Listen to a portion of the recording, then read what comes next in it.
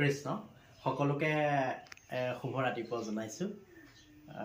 আন দিনাৰ দৰে আজিও মই ভগৱানৰ চৰণত এগছি বন্তি দিবলৈ আগবাঢ়িছোঁ। সদায় এগছি বন্তি জ্বলাওঁ। ভগৱানৰ ওচৰত সদায় ৰাতিপুৱাই এগছি বন্তি জ্বলাই মই নিজৰ কৰ্মস্থলীলৈ আগবাঢ়োঁ। বন্তি গছ জ্বলাই আগবাঢ়িলে মনটো কিবা পবিত্ৰ হয়, কিবা এটা ভাল লাগে। গতিকে আপোনালোকেও তেনেকৈ সকলোৱে চাগে জ্বলায় বন্তি ভগৱানৰ চৰণত। গতিকে এনেকৈ ভগৱানৰ চৰণত সদায় সেৱা প্ৰাৰ্থনা কৰি থাকিলে সকলো বিপদৰ পৰা ভগৱানে ৰক্ষা কৰে। গতিকে ভগৱানক সকলোৱে বিশ্বাস কৰক আৰু ভগৱানক বিশ্বাস ৰাখি আগবাঢ়ি যাওক। সকলো বিপদত তেওঁ ভগৱন্তই সহায় কৰিব। এয়া মই অকণমান নিজৰ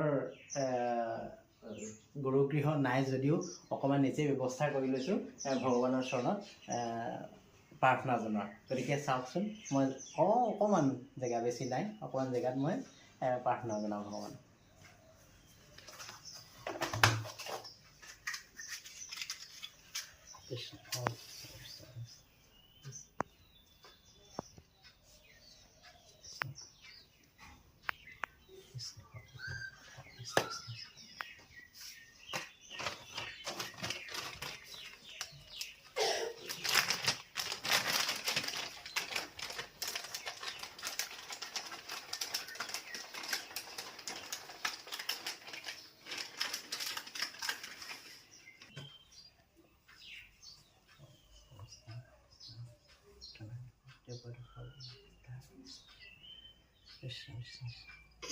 শ্ৰীমন্ত শংকৰ হৰি ভকতৰ জানা যেন কল্পতৰু